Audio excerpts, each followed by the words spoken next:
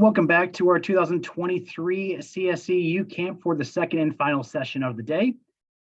Thank you for joining us as we offer in on a session for creating and maintaining relationships with coaches and staff. This is the second of 3 live sessions in this year's camp, which is hosted by the College Sports Communicators CSC U Committee Camp to assist new communicator professionals, undergraduate students, graduate students, and interns interested in a sports communications career with continuing education sessions. The CSCU motto is to educate educators and to find our future. I am Colin, Terrill, Director of Athletics Communications, Marketing, and Game Management at Milwaukee School of Engineering.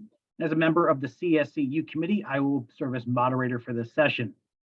We welcome your questions at any time. Just place them in the Zoom chat. We will make sure that those questions get to our panelists. We've got a lot to cover, so let's get started. As a reminder, we are recording this Zoom session and later on the CSCU website and the YouTube channel. You can watch an on-demand session. We hope you can have a chance to attend our opening session earlier today, which was how to organize and plan office work. If not, we will also have that one available on the College Sports Communicators website and YouTube channels. Now, I'm happy to introduce our guest panelists for our session. First is Lynn Walsh, Director of Athletic Communication and Creative Content at University of Charleston. Thanks for joining us, Lynn. Thanks for having me. Happy to be here. Next up is Maurice Williams, Graduate Assistant for the Athletic Department at Clemson University. Thanks for joining us, Maurice. Thank you for having me. And then once we get some communication issues figured out, we'll have Bill Massoels, who is going to be the Assistant Director of Athletics for men's sports and compliance, as well as a head track, field, and cross-country coach here at Milwaukee School of Engineering. I think that he just entered, so we'll give him a second to get situated. So we are going to start the questions up, and like I said, we have Zoom ready for you to go, so chat. We'll work those in as the conversation allows. We're really excited about this one, so let's get started. I'm going to start off with kind of an icebreaker question almost for you guys. Hi, Bill. Thanks for joining us. Sorry about the communication issues. Yeah, well, I'm old, so I'm lucky now to turn the computer on. So we'll get started with a simple question for all 3 of you, and you guys can decide who wants to answer and speak for however long as you want. But when you think of relationships in our field, specifically athletic communications, and Bill, I know that you're a coach and an administrator, but you've also lived in this world a little bit too earlier on in your career. But what's the first thing that comes to your mind when forming a relationship in our field exactly? Well, I think being an SID, you really have to go above and beyond. And I think coaches we work with blinders on and right, wrong, or indifferent. So I think being in the sports information field is going out and introducing yourself, kind of getting into that coach's head and letting them know that you're there to support them. And I know that can be frustrating at times, but I've found in my career that seems to work the best. Just going out and going above and beyond to make them feel comfortable that you're on their side. And for whatever reason, we as coaches don't understand that. So I have those conversations with a lot of young coaches about how much this department can help us grow our sport and our recruitment and make us better. Lynn, I'll ask you the same question. Yeah, our industry is all about relationships, and if they're not solid with a good foundation, then it's going to be tough for you to succeed and want to stay in this. And when I say relationships, I don't mean transactional relationships. I think it's really important that you have a human to human connection, right? So get to know people, ask them how their day is, how their families are, understand them beyond their lives in the office and their lives as coaches.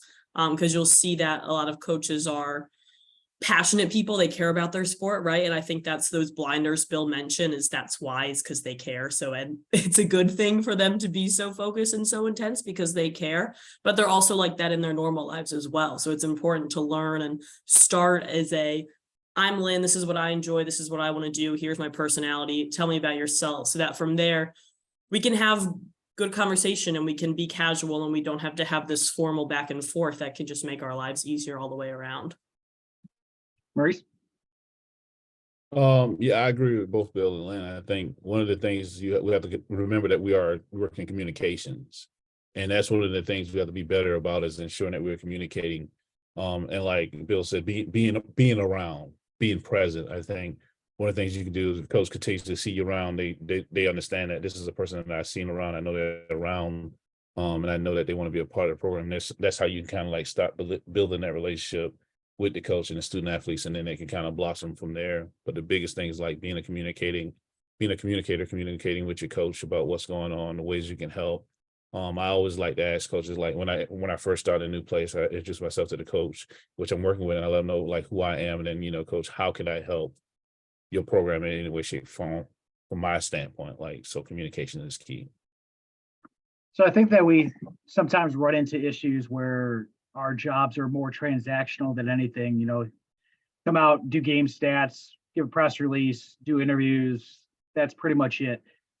That's not the way relationships are formed, though. We all know that we have to see each other as human beings, that the more you're around, the more people see you, the more that you'll be able to have a talks, and not necessarily just talks about stuff that has to do with athletics at your school, but just talks, how's the kids, how's the wife, what did you do this week and everything like that. What are your tips? How do you view or get to see your coaches as human beings?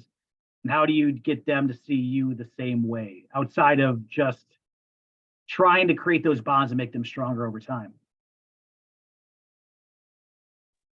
The first step to that is taking initiative with your job, right? And showing them that in your role as your profession, that you take it seriously, because sometimes there is that level of respect that needs to be built up. So if they respect you, what you're doing with your work, that makes it easier. And this is just in general, this isn't in athletics, but right, if you're taking it seriously, you're treating people with respect, that's going to make people want to be around you and want to get to know you. So it really is, for me, and I've always said this and I'll continue to say it, it's all about being a good human and having those relationships, showing your face, walking around. Don't just sit in your office all day with your door shut. A lot of times, other SIDs I talk to, for lack of a better term, have this "the world is out to get me" mentality. And I think that can be very toxic and doesn't lead to longevity in this industry. And they're not out to get you, no matter how much it might seem like it. So it's showing your face, wanting to form those. It's that want at the end of the day. I think that one of the things that I tell people is like, no one starts a job and automatically has a relationship or with their coaches. I think it happens over time. The more you're around people, the more you get to know them, the more it's like a relationship. It develops over time. It gets better over time, and you hope it gets better over time. And I think it's important to remember that although you want to develop a really good relationship with your coaches and the people that you're going to work with, but at the same time, it's a give and take. You want to kind of be in the middle of the road. When I was younger in the business, it was about like the ways that I can make my coach life as easy as possible to kind of work with them and be around them. And then sometimes it starts with developing relationships with your student athletes. And when they say you see that you have a good relationship with the student athletes, they know that, this person is for me, they're not against me. So it can help from that standpoint, is one of the things that I've kind of seen. Bill, from a coaching perspective, you have any thoughts on this?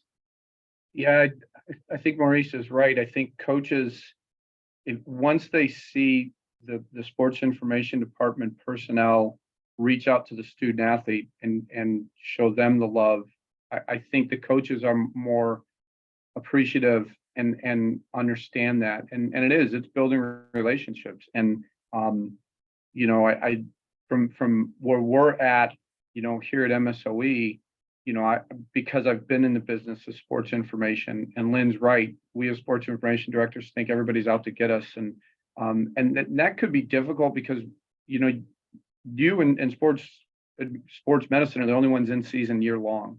And I think that sometimes when a coach comes in on a Monday and doesn't see someone from sports information in the office until 10:30, they go, well, what are they doing? Why aren't they coming until 10:30? Well, we had 2 doubleheaders on Saturday, a doubleheader on Sunday, a tennis match on Sunday, and a golf match. So I'm trying to catch up. But I think going the back end and getting with the student athletes and showing them that love, that's when the coaches, because that's what I like to hope we're doing is being there for our student athletes as well. So I like that approach that Maurice takes with getting that relationship and building that and those kind of things. And that's really what it is. And Colin and I get along really well. The White Sox are already eliminated from playoff contention. It's just what are you gonna do? End of May. So I think that's why we get along so well. but I think that's what creates that is knowing what makes each of us tick and what's important to us and what we love to do. And let's face it, there are parts of our job we all hate doing. And so when coaches see that, they see you as a human being, and that's going to help. That's going to help you in so many different ways. This was a touching point that we had talked about. We were going to cover. Chris Davis asked the same question. You know, he asked, how would everyone suggest to deal with a coach that just seems to have it out for you from the get-go? How do you work around those difficult coaches? You try to set those relationships, whether it's personal, professional, and it just nothing seems to click. Some people just don't get along. How do we still do our jobs professionally, cover the student athletes and their programs, while also kind of maintaining and trying to make sure that the relationship doesn't get any more rocky than it is, even if you've done as much work as possible into it? I think you said it. Like, you continue to cover those student athletes. I think one thing we have to keep in perspective is that not everyone is going to like you. Not everyone is going to get along with you. And that's okay. Not everyone probably should not like you. I tell people most of the time, like, as you grow and you age and you continue to do this business, you learn to like prioritize things like continue to make the main thing, which is the student athletes. At the end of the day, we're here to promote our student athletes in a positive light and to tell their stories. If the coach doesn't like me and everything I've tried to get along with the coach has failed, I continue to kind of work with the student athletes and continue to tell their story in spite and despite of the coach. And sometimes there's nothing you can do about that. But if you're in a situation, you need to make sure you have a relationship with your supervisor so that they understand, like, hey, I'm doing these are the things that I'm doing, and the coach still doesn't get along with me. Like, can we have a meeting with the coach and be like, coach, well, to kind of figure out, like, if there is an issue and if it still doesn't work from that standpoint, at least your supervisor understands, like, okay, he's made an effort or she's made an effort and the coach is still unwilling, but they're doing their jobs. You have to make sure you do your job and still promote those student athletes. And then keep in mind, like, not everyone is going to like you. And that's sad, but it's just a reality of life. Lynn or Bill, anything to add? Yeah, I'll echo Maurice's topic of being on the same page with your supervisor. Here at CFC, right, when I have new staff members come on, and in past roles I've been in and things don't work out, they don't see eye to eye, that's understanding what your people need from you as well as a leader and trying to facilitate that, whether it's a 3-person conversation, it's you and the coach, it's you and your staff member when you get to that point, but it's making sure, all right, how do we make this the best for the department in the long run? So it's relationships with coaches, which I think is what we're mostly hitting on here, but relationships with the people in your department as well, whether that's your direct supervisor, other SIDs with you, your athletic director, sports supervisors, if you're at those Division I institutions where there's someone above the head coach, right? That's what they're there for, is to help you and to help your staff members. So it's those relationships with everyone in the department. Yeah, I definitely think getting in a room with that coach and your supervisor and even his or her supervisor, chances are if that coach isn't getting along with you, you're probably not getting along with anyone else in the department either. And you know, that person's supervisor needs to see that too. So the end of the year reviews come along the pike for the coach. That's there too. So you're right, not everybody's gonna like you, and it is what it is, but I've been in this profession long enough that if they're not getting along with you, they're probably not getting along with anybody else either. And the more times you can exhibit that to your supervisor and to that coach's supervisor, then that working relationship can kind of move and get along a little bit better. Like, you'd like to think then that conversation is private between the coach and his or her direct supervisor. What is going on? Why can't you get along with other people in the department? But then it gets back to understand coaches think everybody's out to get them too. And I think there was in the chat, how you handle, whatever we call it now, non-revenue, non-Olympic, whatever we're calling that. I've told Colin, because there's only 24 hours in a day, and I've shared with him and his staff, hey, if the story can't get written that night, make it my story, because I get what you're going through and I understand that. And I think once we can maneuver that relationship and then that rolls down the hill, and the other coach is going, yeah, why does my sport have to get covered first right away anyway? But I think those lines of communication are huge, and that's in everything that we're So. Yeah, so I think we all, I mean, obviously, everyone comes from different backgrounds here, whether it's NAIA all the way from D3 to D1. I think a lot of us have had experience at D1, maybe it's whether we went to school there, or that's where we had a GA experience or whatever. One of the questions I think that's always posed to us sometimes when we're dealing with coaches and programs specifically, especially at schools, Alabama's a football school, Clemson's a football school, you have all these different Dukes, a basketball school. We have to ask our questions sometimes, is it the coach's program or is it the university's program? And that's kind of, it seems like the same question, almost a dumb question, but sometimes you're at a small mid-major school where one sport is clearly that, and the university kind of lets that coach do their own thing. How do you go about asking those questions? Because that kind of ties into the relationship building too, where sometimes it's not necessarily the university's priorities, but it's what the coach's priorities. Or on the flip side, they might think that it's their coach's program, but it's actually the university still. How do you balance those two worlds? Because that can get really tricky really fast. I asked that question when I worked at Tennessee and I was covering softball. At the time, John Curry was the athletic director, and he had this open door policy that he let anyone come in, have a conversation with him, and I took advantage of it. And I asked him, I said, is it their softball program or is it the university softball program? He didn't really understand the question at first. And I explained to him, I said, it means something different. If it's their program, then I need to make sure I'm catering things to work with them to get them everything they need. But if it's a university's program, then I need to have it from that vantage point, and I know the backing that I have. I didn't have a lot of, he was fine and they were fine and it worked just fine. But I think that it's important to understand, like, you're not the only show in town. There are other sports, there are other teams. And granted, I think what happens is we have to keep in mind that every coach, no matter who they are, is all about their program. They don't see anything else. They don't know what other sports you're working. They don't even care. It's about their sport in that time. So what do you have to do is, like, I have always made my major focus the student athletes, because at the end of the day, we don't have a job without the student athletes. If we don't have student athletes, we don't have a job. And I need to do the best I can to tell their stories. And if the teams are doing well, it makes it easy to tell a coach's story. So you tell the stories to the best of your ability. You have to do the job to the best of your ability and be okay with that. I think Bill said it best, if you can't get it done, some things you can't get done. Don't kill yourself or push yourself to a brink, like, know your stopping point. Because at the end of the day, what I tell people is, like, it can wait until tomorrow. No one's going to die. It can wait until tomorrow.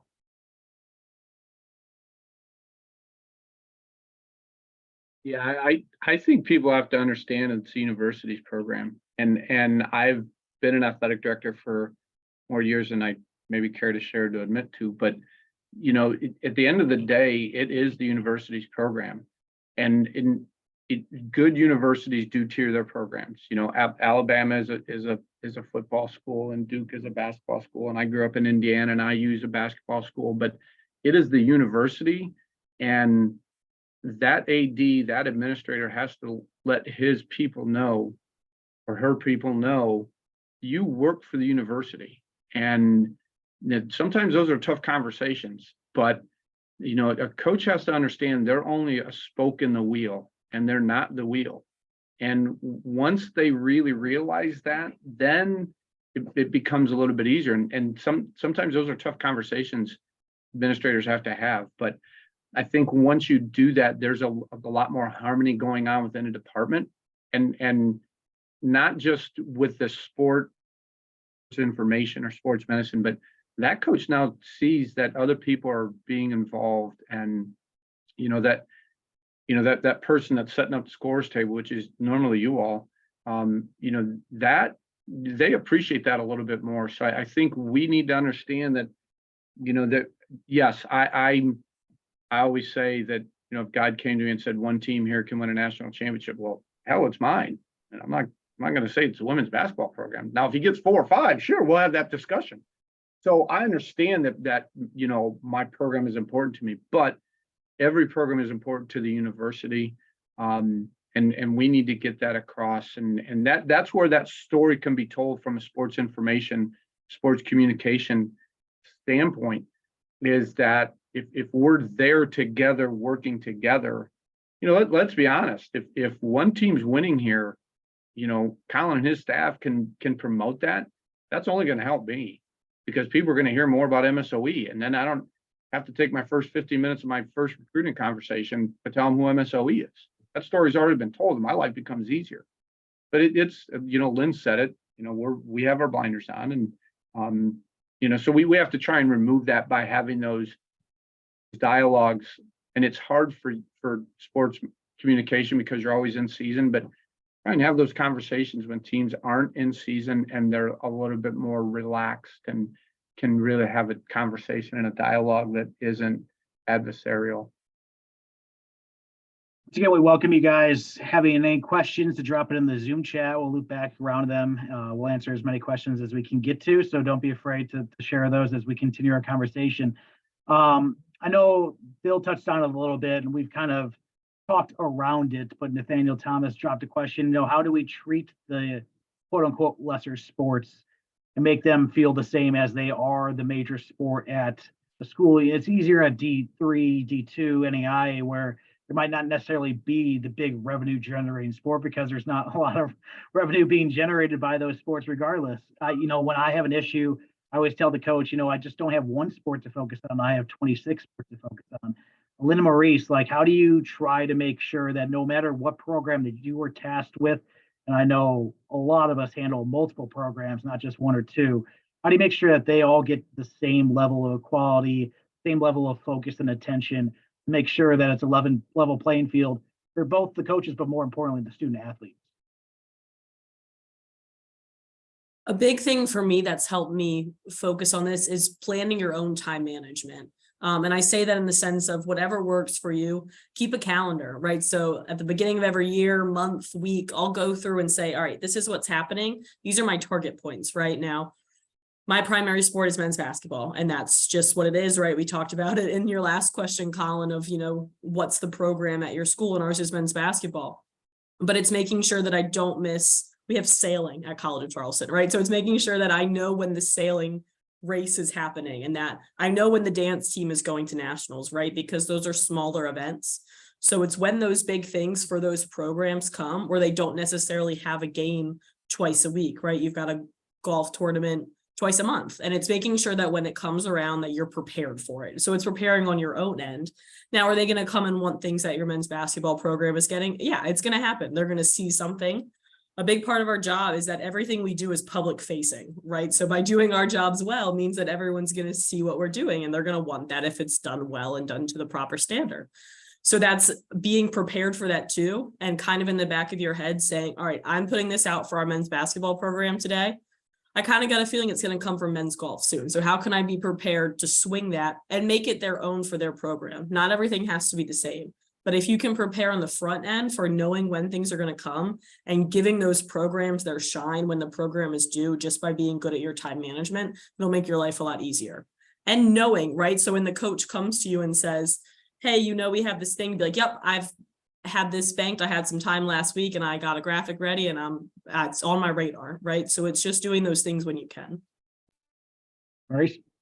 I think Lynn is 100% correct. It's about time management. And long as you have a plan of attack, you can get a lot of things done.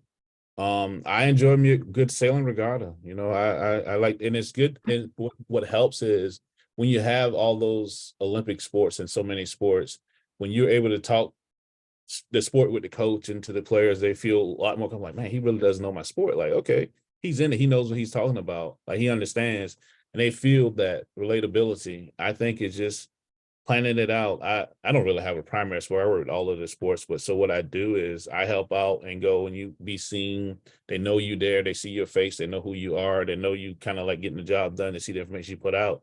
Sometimes they don't know who exactly is putting it out, but they assume that you're with them because sometimes you're the picture guy and sometimes you're the camera guy, meaning you hold the phone in their face. So that's what your title is, but they kind of understands. But when you have that time, and coach is going to always ask, well, I saw you did this with football. I saw you did that with basketball. Well, volleyball got that. So how about us? Like, and the other thing you have to explain to your coaches, like, some things don't work well for your sport.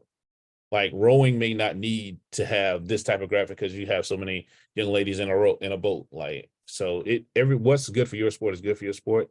and it goes back to communication and like Lynn said, planning your time out and being a good manager of your time. This question from Mike Prang, who has a pretty good hockey team over at Adrian and more sports than I ever knew actually existed. He has CS, coaches are not the boss of the SIDs for the most part. You might have a coach that's an AD at the same time, so that's a little bit of a gray area. But how do you communicate that to the coach that you work not for them, but for the university?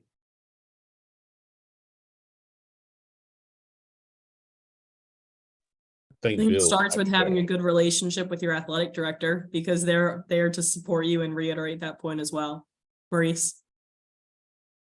No, that's it. It always goes back to your supervisor and understanding. But obviously, if you like Bill coaches, I think track for you all. Obviously, if it's your AD and he's a coach, I'm pretty sure he's a very reasonable person. Or else he wouldn't be the athletic director. So as long as you have that good relationship and you have those communication skills and you're talking to them about what's going on, you're just going to have sometimes when coaches just kind of like get the waters murky. And sometimes you may have to have that hard conversation with your coach, like, coach, like if they make you feel uncomfortable, if they say something to make you feel like you're out of place, you may have to go to them like, hey, coach, I just want to go back to, we had this conversation. You said this, this, and this, and I want to remind you, like, I'm trying to help you. And like, I think Bill said it earlier, coaches think everybody's against them. They think everybody's against them. No matter who you are, if you're not in their circle, you're against them until you can get in that circle. And that's huge. Maurice said it, get to know just a little bit of nuance of each coach's sport, whether it's, it's easy for me. We just turn left. I mean, it's not that damn hard. Run fast, turn left. Pretty simple. But once that they know that you care about, like Maurice said, there's 8 people in that boat. There's 4 people in that boat. Once they see that and hear that, they go, man, they do care. And I think in the chat, it was how do you get that coach to see that? Just that little tidbit, that little snippet, that goes a long way with coaches of going, man, they care. They did a little research on my sport. That means a lot. And you're right. Every graphic can't be for every sport. I love that Lynn and Maurice, hey, we're getting ahead of this with this sport, but some sports drive more than others. In whatever way that is, that's just reality. And so, I think they need to know right away that the SID is not, or the sports communication department doesn't work for said sport. They work for the whole department. And your AD's got to be tough enough to be able to, he or she's got to be able to back that for you.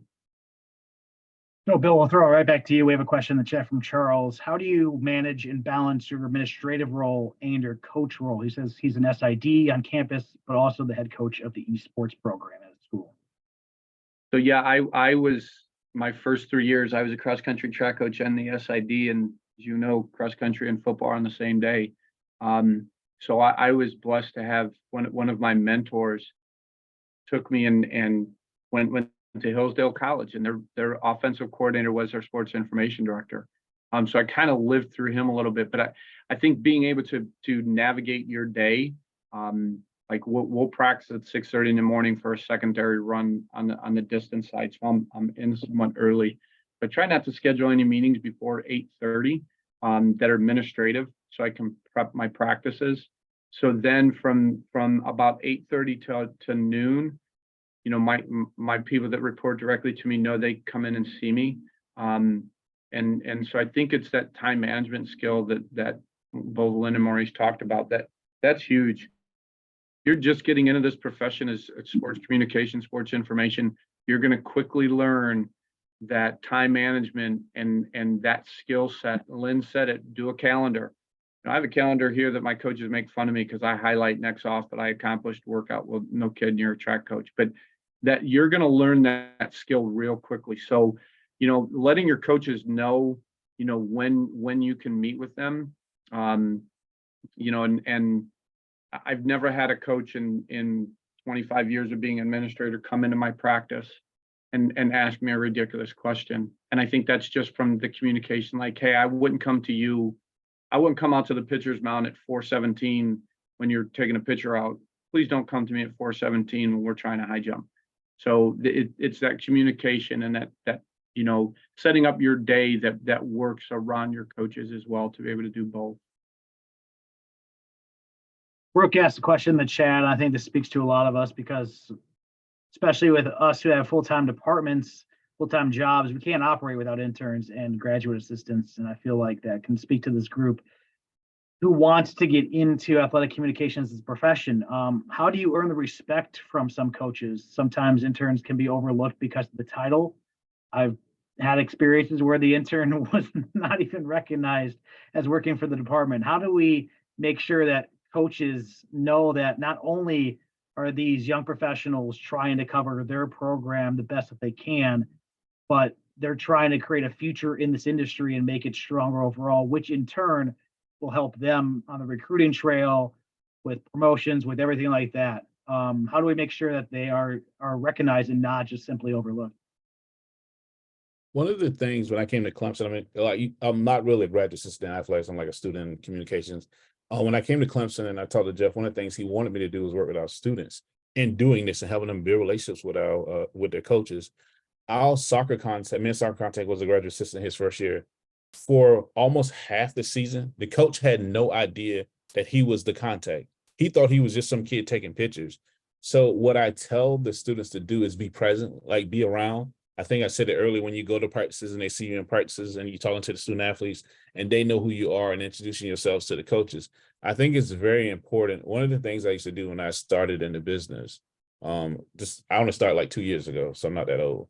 So I used to have meetings with the coach and the teams just to introduce myself so they know who I am. And so if you're an intern and you're going to be working with a sport, it's important for the SID to take you along and be like, okay, everyone, my name is Maurice. This is Thomas. He'll be working with you. And it's important for them to see you and know who you are. And that way, when they see you at practices and they see you around quite often, that I think that goes a long way to help that situation. And also, if you get an opportunity to like travel students with teams, when I work, I always love to travel students because I think that experience of being around the teams, the coaches, and the players, they get to know the student athletes in the same fashion. So that way, the more they see you, the easier it becomes. So I think just being present and being around as often as you can helps, and it goes a long way. For all the interns and GAs on this call, know that these departments would not be able to run or function without you. And I mean that wholeheartedly. My previous job, we would not be able to run events without our student assistants and interns, whether that was camera operator, directing, PA, play-by-play, that wouldn't happen. Here at College of Charleston, I had an intern run our softball program this year. She was the primary contact. And that comes two parts of being an intern and GA, advocating for yourself within the communications department, and that going to your supervisor, hey, I want to meet the coach. I'm not sure how to do that. Can you take me? Hey, I want to go to practice. Can you get me the times? And then that'll follow once you advocate for yourself within that department, and be having that conversation with your supervisor to advocate for you with the coaches, right? Because that titles matter at the end of the day. So when you have an intern title, you need people on your side to back you up, and making sure that your supervisor knows how important that is to you to have the coach's respect, right? So it's a twofold of wanting the respect and showing that you deserve the respect. Yeah, and then I'll piggyback on both of those, like Maurice getting in front of that coach, letting him know who you are. Lynn, talking about your job and what you're doing, because then you can have that conversation with that coach. Like, look, we all have our horror stories about how we got into this profession. You know, whether it was I started working full time for $8 a year, you know, and so when they were an intern or a GA or whatever, just like you were. So when you can bring it back to them, and it might have been 30 years ago, but when you can bring that back, they go, oh crap, I do remember that. And it wasn't always fun. And ramen noodles for breakfast, lunch, and dinner isn't always. So when you can hit that close to home with them, because this is how we've got into this. You know, everybody wants to be whomever, whether it's Jim Nance on CBS, whether it's Nick Saban making millions of dollars, whatever that is, but the grass isn't always green on the other side of the fence. So I think when you can do those things and create that relationship and then have that conversation about, you remember what it was like to be a GA? Oh yeah. I was a guy that, I'm old enough that we did film exchange. So you would drive 6 hours. So if you were 12 hours in between sites, they drive 6 hours west, you drive 6 hours east, you'd meet them there, you drop the film off. You remember those days when you had to drop off film, driving 6 hours one way? Oh, yeah, I do. And so then it becomes a little bit more personal because they see you as a person just like they were, and kind of knocks us down a peg or two as a coach that we all had to do our struggles to get into this profession. So we spent a lot of time talking about our relationship with coaches, how that can be intimidating, how some people might just not like you, but there's usually someone higher than the coaches, and that's the athletic director, and that your boss or your boss's boss, depending on which university or school you're at, you're going to have relationships with some people that are a lot higher above you than you actually stand. How do you actually develop those relationships? It can be a very scary thing going to your boss, but it's going to tie into a question I'm going to ask after this, and that's how do you advocate for yourself as far as promotions and salaries? So how do you start off with getting that relationship with your boss, with your athletic director or vice president or whoever you actually see? How do you get that going and going strong to the point where you're not afraid to ask those questions later down the road? I think Bill just hit on it. You have to like find that common thing that you may be able to like that can kind of spark a conversation.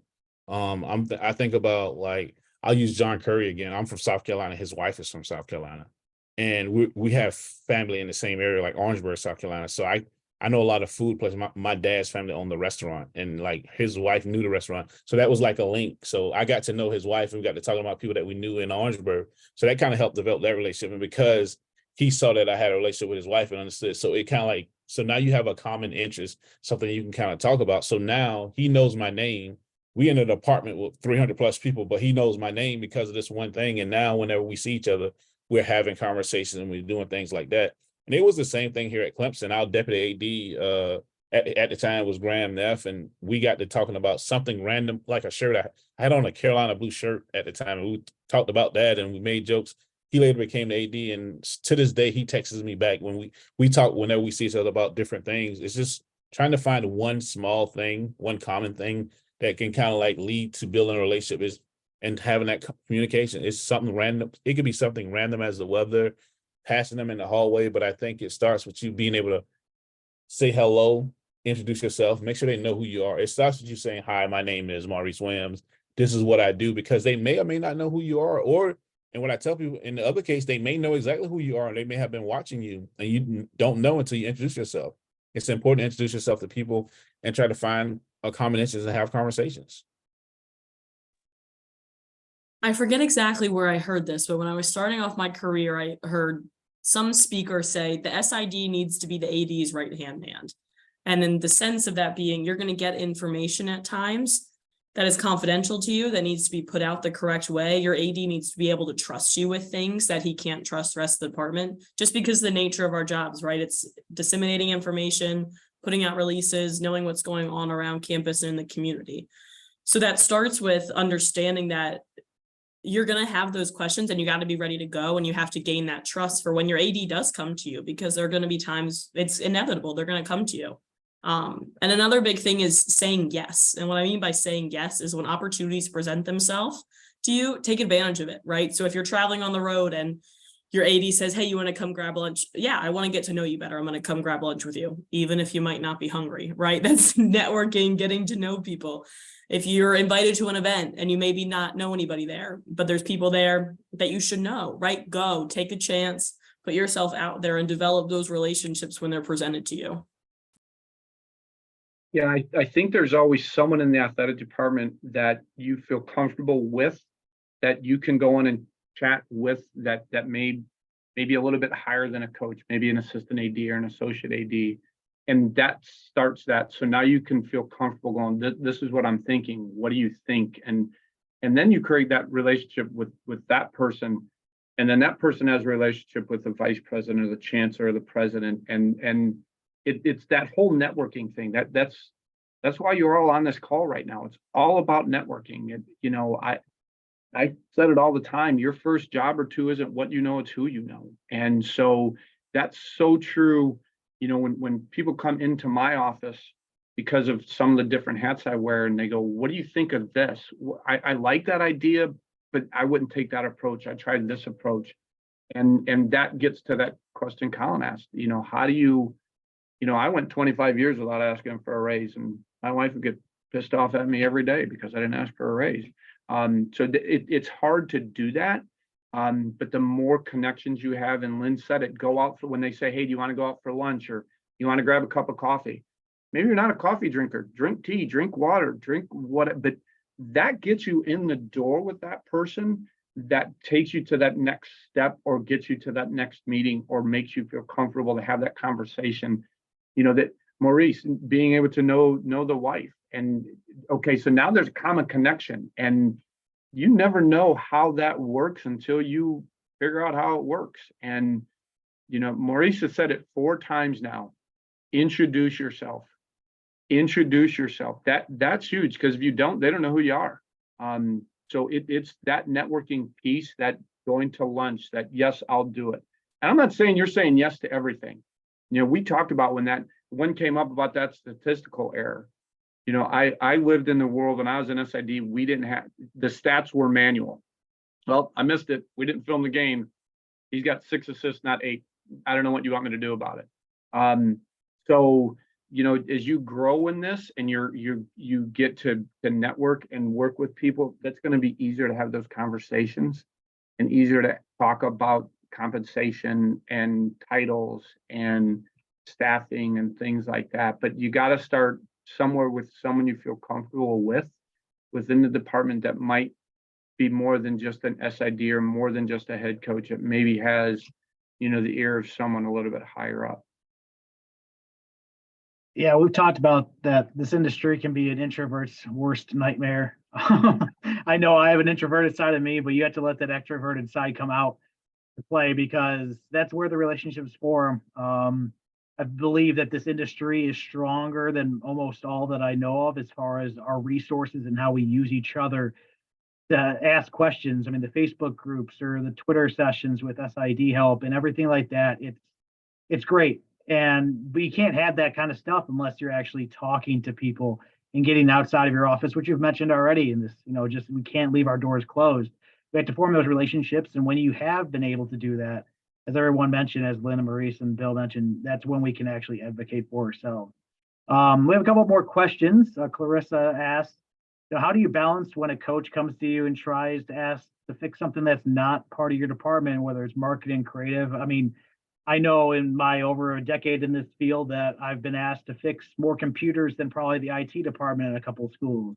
It seems like because we are the force that is in the department, and some schools do have their creative and marketing outside of athletics, they don't have their own arm, that you'd be the one that they would go to kind of as liaison. And then some of us do have relationships with the outside marketing arm, some of us don't. How do you handle when a coach comes to you and asks you to try to fix something, or to handle something that not is necessarily in your wheelhouse or your repertoire? I saw that question come. The first thing I'll tell you is don't bite that bullet. Don't do it. Don't do it. Coach is going to complain about other people in the department. Just listen. You don't have to say anything. Just listen. I do the like sometimes when your mom's giving it to you. You're right. Yes, ma'am. Okay. Yep. You're. Yep. Because the people in marketing and creative are the people you're going to work more with than that coach. When that coach is no longer there, you still might have to work with marketing and creative. If anything, as the SID, the one thing I know for sure, without any doubt, if there's an issue, the coach is going to always come to the SID, no matter what it is. Creative, marketing, indifferent, they're going to always come to SID, because you're the person they see the most, and they may not see those individuals as much as you. So what you do is you listen, and then you be like, well, coach, maybe I can have a conversation with them and see if we can rectify, how can we work together, maybe fix this issue. And it's okay to go then go talk to marketing creative, like, hey guys, coach kind of like gave me one on the ear, like she or he saw this, and this. Is there any, how can we kind of like rectify this to make it look like this, and this? And it's a part of it. And I think sometimes being an SID, sometimes being a referee, like just kind of like managing the crowds, like make sure kind of appeasing everyone, to just try to be a middle person and let the coach like vent, but don't bite the bullet of going down that road with the coach. Just let them vent, because that's just how they feel today, because tomorrow it could be you on the other end of that vent session. But just listen and then just have a conversation with the departments that may not be getting the job done and ask them, like, because I'm pretty sure sometimes it can be an oversight of something they didn't know, or they dismiss. And you can just go try to have a conversation with them to try to rectify it. Yeah, I couldn't agree more in the fact of just listen, and sometimes they just need a good rant and you're that ear to listen to that rant. And I know I've talked a lot about advocating for yourselves during this thing. Sometimes you need to advocate for the coach to go have a conversation with that person, right? We're not middle school. We don't need to go and talking behind people's backs, right? We're in a professional industry, we're adults. If it's really bothering you that much, go buckle up and have a conversation yourself with them, right? And if you're really the right-hand man and you form these relationships that we're talking about, encourage the coach to go have that conversation on their own instead of ranting to you about it. Bill, any thoughts on this? Yeah, I think first of all, is yes, I do say that's not, I will listen, but that's not my area of expertise. I'm not marketing, and I will have a conversation with them, but I can't promise you anything. I like Lynn's answer. Hey, if it really bothers you, now there are some universities that you can't do that. You can't send them to marketing. I mean, that coach is going to get, the AD is really going to be in his or her grill. So you have to understand your dynamic of your university. But sometimes, you know, I always tell my coaches when they would come into me, are you here to complain or are we here to solve something? Because if we're here to solve something, I'm listening. We're here to complain, I'm going to multitask. So, you know, that's, but if they're constantly complaining about the same thing, I think Lynn's right. You need to have that conversation with marketing or communications or IT or whomever it is. But we as coaches sometimes, and you're right, as a coach, I either go to sports information or sports medicine because they're always here. And so sometimes I just need to complain. And Colin will look at me and go, we done? Yeah, thanks. See you later. Going back to my office. Have a good day. And that's all sometimes we needed was just someone to listen to us, to say, you're crazy, but you're not completely nuts. So that's a lot of where sports information and sports communication is going to come in for the coach. And that gets us all the way back to that first question. When that coach knows you care, you're going to have a better relationship working with him or her because they saw that piece, that human piece. Still got a couple more minutes. If anyone else has Zoom questions, we still have one more in there from Ashley. We're right into the throes of baseball and softball postseason, which I think this question applies to those two sports more than any other, with errors and earned runs and unearned runs and how wacky and just different plays can happen that we've never seen. Even if you've been doing this for 25 years, there's always something that's going to happen out on that field during a season that you've never had to deal with. So how do you go about doing that with a coach who might be upset or thinks that a stat should have been ruled one way or another, whether it's assists in basketball or hockey or soccer or an error or anything like that? And those situations can sometimes get a little heated at times, unfortunately, even though it just comes down to a number on a piece of paper. But sometimes those numbers on a piece of paper matter, especially with programs, you know, where those student athletes are potentially going to be playing at the next level of athletics. So how do you manage those relationships? How do you manage those situations to make sure that not only a fair and equitable situation is handled and there's a solution, but just to make sure that that relationship with that coach doesn't get too out of hand, even if it was good or if it was bad going into it? As a former softball SID who had many well, I will say so I've had some heated conversations with coaches before, and a lot of times I just smile like, okay, coach. I think the first thing is sorry about that. First thing is be firm. Like, if you're wrong, admit you're wrong. Just be like, coach, maybe I read the rule wrong. I always go back to the rule book and I always reference the rule book.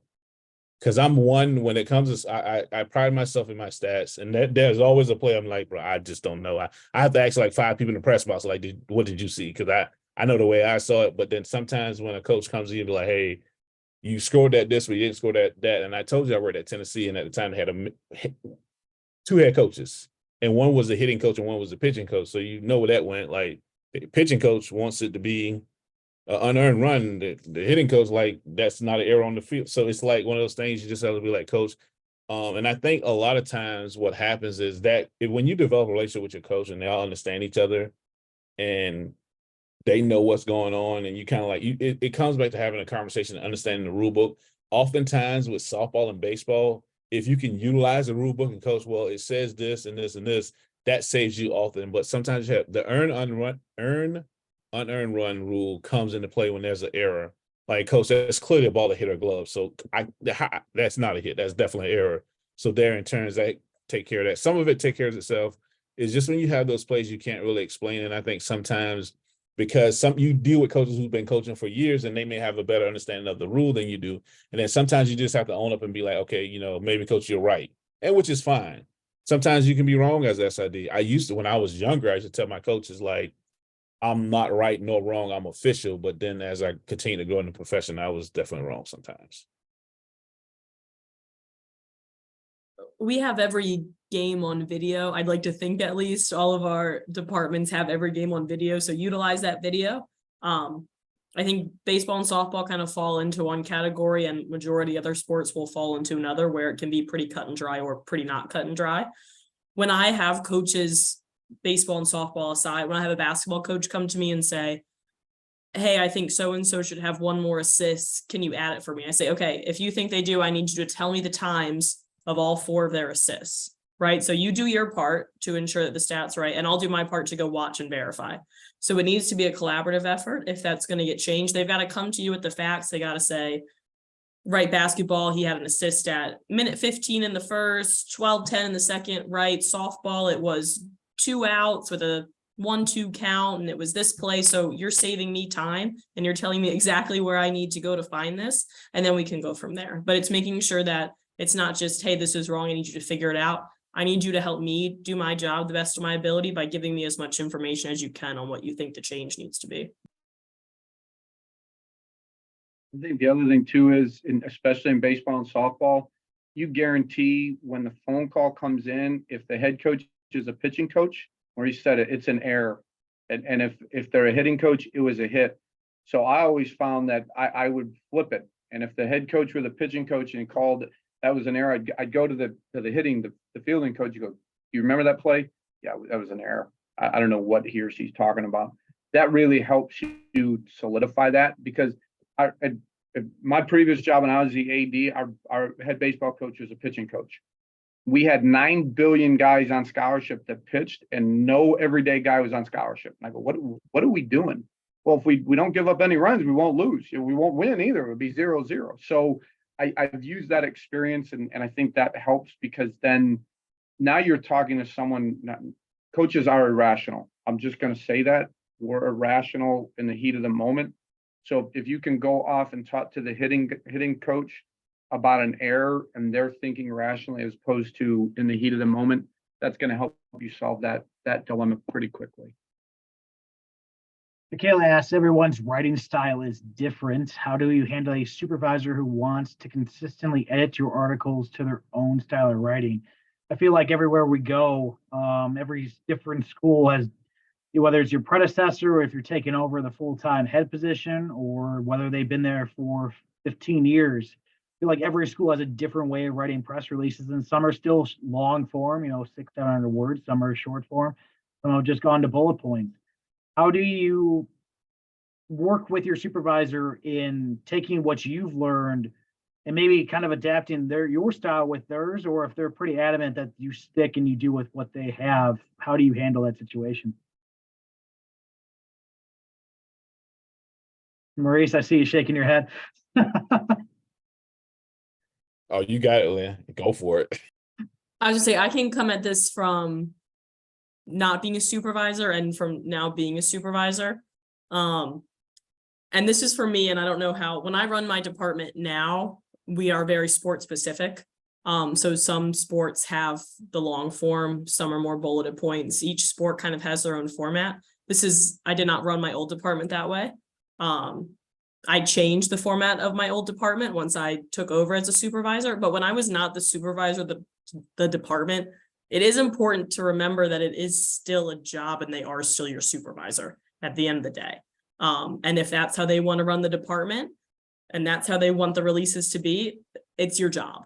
And it's your job, right? So you kind of got to succumb to that unless you can present and say, hey, this school does this, it works for them. If you want to change it, you got to be able to back up why you want to change it and come to your supervisor. ABC, I think this will be good for the department, not this is how I do it and this is how I want to do it. It's for the best of the department, not yourself. When I ran the office, I didn't have, I hate to say this, I didn't have a preference. As long as you wrote who, what, where, when, why. Tell a story, don't need to be long. You got to remember who your target market is. They're not going to read, people not trying to read the dissertation. Just tell them the facts. I think it was a dragnet, the facts, just the facts. I think that when I took a new job at any place, I always send my releases to someone that no matter what I write, someone's going to edit it. Someone's edited anything you ever seen written by me, someone edited twice probably, because I feel like everyone has a way of doing things and I like to let people read it and make sure it's fine. And granted, I don't think I'm the greatest writer. I can write it to the way I think it's fine, because I don't think long recaps have never been a thing for me. But then if you write long recaps and you work for me and that's what you want to do, then I say more power to you. I think the biggest thing is if you work for someone who wants it done one way and they're trying to conform you to their way, I would say write it and be like, here you go, have them edit it, and then they can adjust it to make it do whatever they want to do. I assure you, after so many seasons of sports, they will get tired of editing your writing and they will allow you to do whatever you want to do. I promise you that. Yeah, I feel like when I was in that situation, I would be open-minded. Obviously, as Lynn said, they're still your supervisor. They're still the way they want to do it is unfortunately the way it's going to be, whether you like it or not, or disagree or with it or not. But I would say keep your mind open, maybe see what they're doing, take what they have learned and passing down to you, and not necessarily adapt or taking that style in as your own. But when you get to your own head shop, now you have multiple aspects and viewpoints to work with. And I remember when my first head job, it was done one way, and that was the way it had been done since pretty much the creation of the department. And when you were finally in that spot, you can take your style and present it to your supervisors and be like, hey, this is why I think we should move to this different format for press releases. Here's why, here's what it's going to look like. So yeah, take all those lessons, take all that stuff that people are passing down to you and kind of form it up into your own stuff. I see writing all the time. Maurice just said, he has other people edit it for him. Just because you do it one way doesn't mean that it's the best way. So keep doing your own thing, keep taking advice in, and then eventually you're going to be able to run your own department and do the same thing, unfortunately, to someone else. A lot of us do our jobs, as we've said, with student athletes, whether that's game day workers, student staff, whether you have a good relationship with maybe a student that became an athlete, and those lines can get blurred a little bit. So we have a question in here that said, obviously it's not easy to have the same relationship with one of them. How do we make sure that we're working in their best interests? How do we make sure that those lines aren't blurred, even if they, are a student worker of yours? And although you like them, you can't give them the best and brightest press release compared to their teammate that you maybe never said one or words to. I'll be honest right now. I've never said this out loud, but I'm gonna be honest with you guys. When I worked at Hampton and I was a football SID, the football players that worked in my office, I would put them on the cover program every now and again. I would definitely put them on the cover program, and the coach was perfectly fine with it because he realized I would do it. I did it, but I think that every student that you work with and student athletes are different. I think it's like having kids. You don't have a favorite, but you do. It's just all of them are unique in their own way, and you just treat them as such. You have to approach each one of them differently. And I'm sorry, I saw my name pop up in the chat, guys. That caught me off guard. I'm sorry. So you have to approach each student athlete differently. And what you do is you just kind of like cater to them the best you can. Like some athletes need a little more care. For me, when I worked at Hampton, which was a HBCU, athletes would come to my office all the time. Most of the time to get on my nerves, and I didn't know why, and I was always wanting them to leave. But I enjoyed it, and I think they made the job a lot more fun. They were the reason that I stayed at Hampton as long as I did, because each year there would be some freshmen be like, you got to stay until I graduate. And I didn't really want to stay until they graduate, but it happened that way. So I think each group is different and you just treat them accordingly. It just kind of happened like that. And because you develop a relationship and you see them kind of grow as people and individuals, so it it happens by nature and then maybe not something that you want to do. Yeah, you're going to have different types of relationships with different student athletes, right? And that whether they're extroverted or they're introverted and they want to talk to you or they don't want to talk to you. I mentioned earlier, everything we do is out in public, right? So before I go write a preview, I go and I look at the last 10 pictures I use. And if I see the same kid there 3 times, I go, all right, I got 17 kids. One of them hasn't been used in a while, right? So let's put them up. My photographer will come to me every pregame and say, who do you want? And I'll sit there on my phone and I'll go through the Instagram and I'll say, who hasn't been on the grid lately, right? Who's not up at the top? So there's things you can do to kind of double check yourself and make sure that you're getting it. Because sometimes it is just going to slip your head. If you've got a leading scorer on your basketball team who's scoring 20 a night and no one else really comes close, you might fall into a pattern of using them for the picture because that's who you're talking about and mentioning it just by the nature of their performance. But maybe find who had the most rebounds, find who had an assist, find a good team photo, right? Use what you have in front of you to make sure that it's hitting everyone and getting everyone that equal opportunity. And Bill, I'd like to ask you from the question of a coach's perspective, you deal with the student athletes in a different relationship. Obviously, you make sure that they're going to be doing their best on the field, but you do have another relationship with them. How do you handle situations where maybe they're coming to you and saying, you know, maybe I'm not getting the certain coverage from Sports Information that I thought I would? How do you handle that situation? That's a quick conversation. We don't talk about that, you know, SID's jobs are tough enough. I probably in my 30 plus years have never had that conversation with an athlete of mine because they know that would really agitate me. Because that's not what we're here for, you know, and I have those conversations. So we were just at Nationals and I had an old All-American. I said, there's no I in team. And he goes, but there is an All-American. So I use that with my team a lot. Like this isn't about you. This is about us. This is about our family. So that's really how I spin it. But I've really never, I think my kids know me better than to come in and talk to me about something like that, because that would just really grate me. And I have a tendency to raise my voice. So they usually don't come in and do that. Go back to a question that Brooke has from Maurice specifically. Where do you find time to have things edited? She does press releases at 2 a.m. sometimes, and I think we've all been there, especially for track and field, she says, which luckily, as Bill mentioned, I've had a coach where I can put that off until Sunday mornings. Some of us don't have that luxury to be able to do that. So Maurice, how did you get yours edited at such late nights during winter crossovers? So I told you guys the power of building relationships, and it's good to have people in the profession who are very good at. I feel like most SIDs have one skill set that they're just more than 100% great at, and I know some writers who are way better than me and that are willing to edit my stuff. And I use Google Doc a lot. And I worked at Hampton. I had an assistant who was a really great. He used to work at a newspaper. He used to be an editor.